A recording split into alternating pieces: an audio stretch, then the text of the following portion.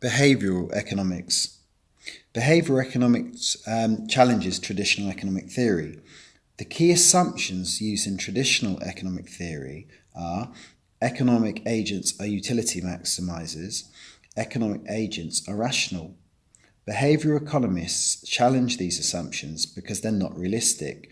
They look at the impact of social, psychological and emotional factors on decision making to try and make more realistic predictions about the decisions that individuals make.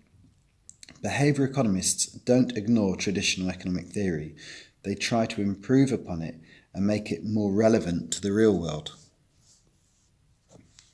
Rationality is used to explain the actions of economic agents.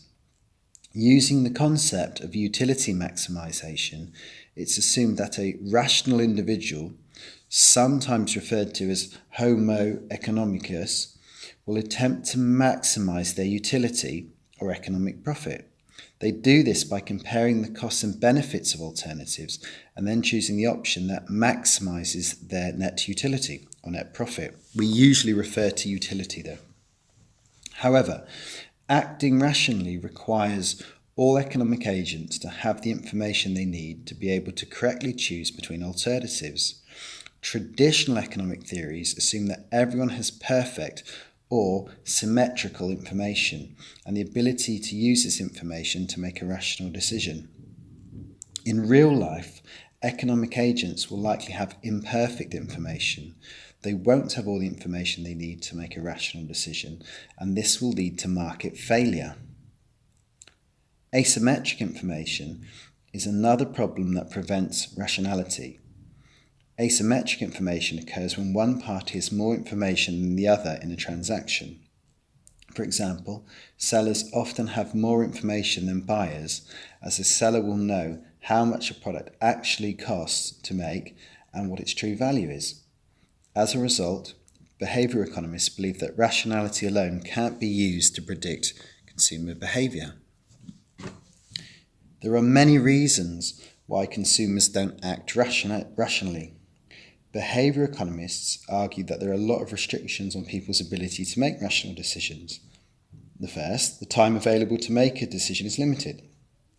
Secondly, not all information is available, and the information that is available may be incorrect.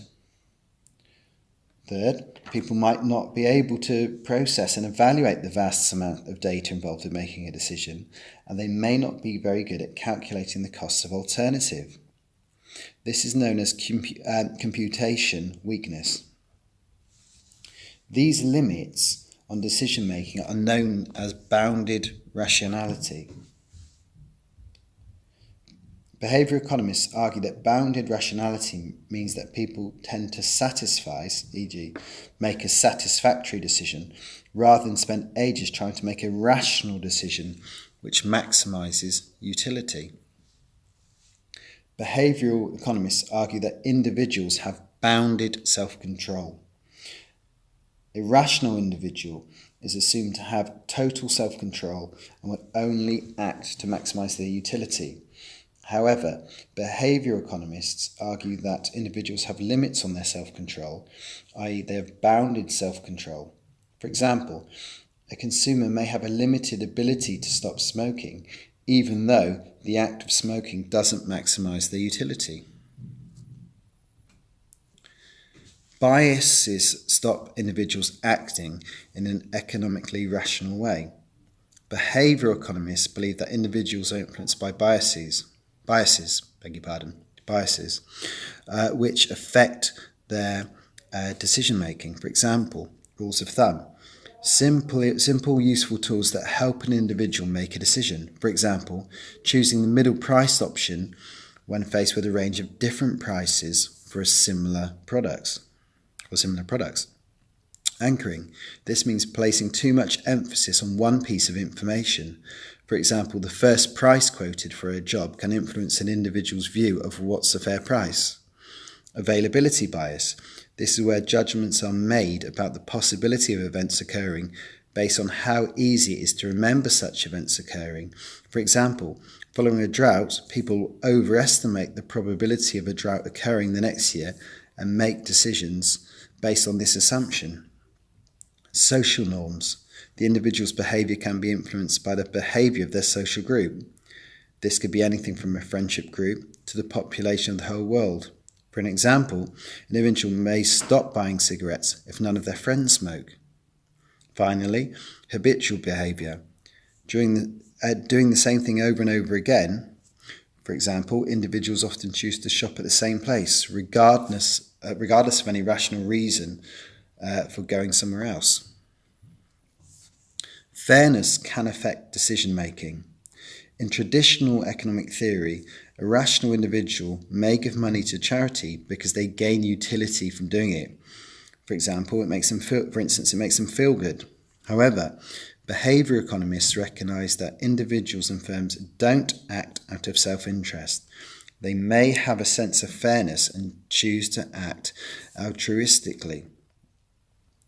For example, a firm may pay their employees above the minimum or market wage because they think it's fair. They aren't guaranteed to receive any benefit from it.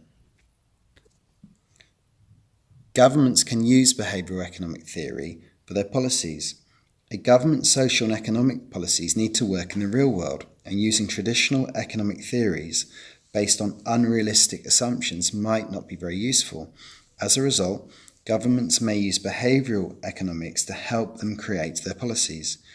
There are a number of observations provided by behavioural economists that can be used by governments and by producers to influence their decisions of individuals or firms. Choice architecture is where an individual's choice is influenced by adapting the way the choice is presented. This can be done in a number of ways. Default options. People are more likely to choose the default option, so this can be used to encourage individuals to act in a certain way. For example, employees might be automatically enrolled into a pension scheme. Framing. The context in which information is presented can influence the decision. For example, changing the wording of a choice could make an option more desirable. So charging a fee of £1 a day seems more appealing than £7 a week. Nudges. This is where some alternatives are made easier to choose than others without removing the freedom of choice. For example, by only allowing smoking in certain areas, a government can nudge people into quitting. Restricted choice.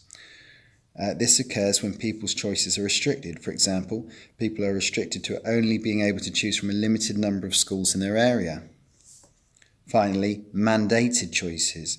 This is where people have to make a decision. E.g., a government may implement a policy where people have to choose whether or not they're willing to be organ donors.